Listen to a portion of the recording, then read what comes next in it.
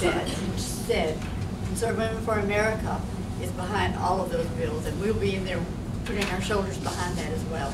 And so thank you so much for hitting that up. Tony talked about the committees back on the back thing. I've done just because the Texas value thing, you'll want that, but until it gets out in your hands, here's a list of the committees for the House and for the Senate.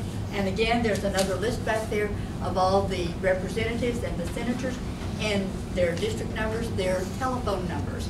Important that you have their telephone numbers. Some of the things that we want to talk about, all of the things that Conservative Women for America does have to do with that faith and family in the home. And so one of the things, Senator Nelson has SB 54. Now you know that Senator Nelson is the chairman of the finance for the Senate, and we're delighted to have a conservative in there as she is. Well, she looks at things in terms of, Senator Nelson has a large family, and I get kind of tickled because I get the invitations to the weddings that her children are participating in.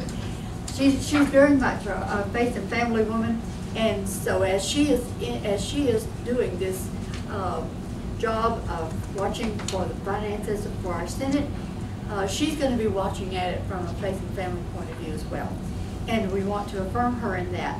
One of the things that she's done, filed Senate Bill 54, it's an act relating to the drug testing of certain persons seeking benefits under temporary assistance for needy families. Does it make sense to me to give money to somebody who's going to take it and go spend it on drugs and not give food to their families? So this is what this bill does. And it says if the person applying for temporary assistance can't pass a drug test, by the way, federal government says you can test. Texas has never taken the step of making that available. So this bill says that if you are applying for this temporary assistance for needy families, that you have to pass a drug test. So, whoops, you failed to do it for the first time. Okay, 3 months go without. But you know what? The children in that family don't go without.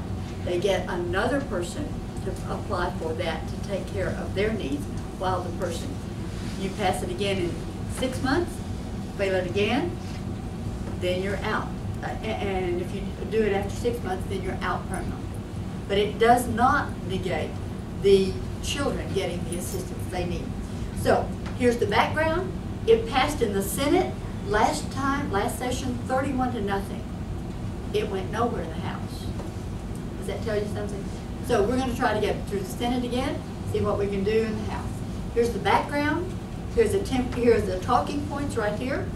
Here it's gone to the Health and Human Services Committee. Here's the members of the committee, their office numbers, and their telephone numbers. And then here are the action items on the back. So I'm going to pass these out to you. Take them and use them. If you need 2 copies so that you can leave 1 copy with the talking points with the person you're talking to, please feel free to do that. So I'm going to put them back here on the back. Get them as you leave, okay?